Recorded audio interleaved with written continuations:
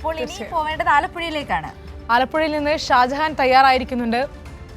ഷാജഹാൻ, എന്താണ് ആലപ്പുഴയിലെ പോളിംഗ് ശതമാന നിരക്കൊക്കെ എങ്ങനെയാണ്? എല്ലാം സമാധാന അന്തരീക്ഷത്തിൽ തന്നെയായിരുന്നു ആലപ്പുഴ കടന്നുപോയതെന്ന് മനസ്സിലാക്കുന്നു. എന്തൊക്കെയാണ് ഇപ്പോൾ നൽകാൻ കഴിയുന്ന വിവരങ്ങൾ?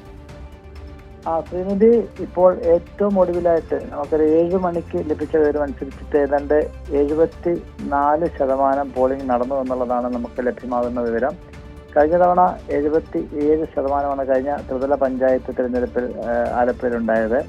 അതിന് അടുത്ത് തന്നെ എത്തത്തക്ക തരത്തിലേക്ക് ഒരു പോളിംഗ് ശതമാനം ആലപ്പുഴയിൽ ഉണ്ടാവാൻ കാര്യം പല സ്ഥലങ്ങളിലും കായംകുളത്തും അതോടൊപ്പം തന്നെ മറ്റ് മണ്ഡലങ്ങളിലുമൊക്കെ തന്നെ ഇപ്പോഴും പല ബൂത്തുകളിലെ ആളുകൾ ഇപ്പോഴും വോട്ട് ചെയ്യുന്നതിന് വേണ്ടിയിട്ട് നിൽക്കുന്നു എന്നുള്ള വാർത്തകളാണ് നമുക്ക് ലഭ്യമാകുന്നത്. വളരെ താമസിച്ചാണ് രാവിലെ പോളിംഗ് ആരംഭിച്ചത്.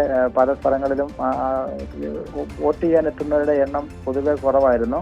ഒരു 10 മണിയോടുകൂടിയായിരുന്നു പൊതുവെ നമുക്ക് എല്ലാ ബൂത്തുകളിലും വളരെ തടിച്ചുകൂടിയ രീതിയിലുള്ള സ്ത്രീകളടക്കമുള്ള ജനങ്ങളെ കാണാൻ സാധിച്ചത്. ഉച്ചയോടുകൂടി സ്ത്രീകളുടെ എണ്ണം ഗണ്യമായി പെരുകി. നമുക്കറിയാം, ആലപ്പുഴ ജില്ലയെ സംബന്ധിച്ചിടത്തോളം ഏതാണ്ട് 18 ലക്ഷം വോട്ടർമാരാണ് ഉള്ളത്.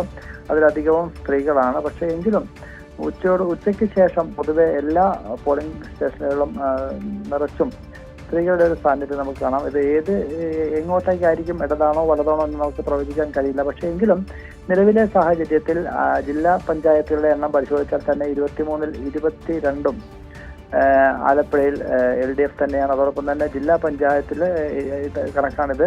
അതോടൊപ്പം തന്നെ ബ്ലോക്ക് പഞ്ചായത്തിൽ 11-ൽ 10, അതോടൊപ്പം തന്നെ ഗ്രാമപഞ്ചായത്തിൽ 72-ൽ 50 ഗ്രാമപഞ്ചായത്തുകളും LDFന്റെ കയ്യിലാണ്.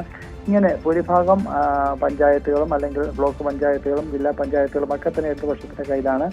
ഇത്തരത്തിൽ സമാനമായ രീതിയിൽ തന്നെ ആയിരിക്കും ഇത്തവണയും തിരഞ്ഞെടുപ്പ് കഴിയുമ്പോൾ കിട്ടുന്ന ഒരു റിസൾട്ട് എന്നൊരു വിശ്വാസത്തിലാണ് ഇപ്പോൾ ഇടത് ക്യാമ്പുകൾ സ്ഥിതി ചെയ്യുന്നത്.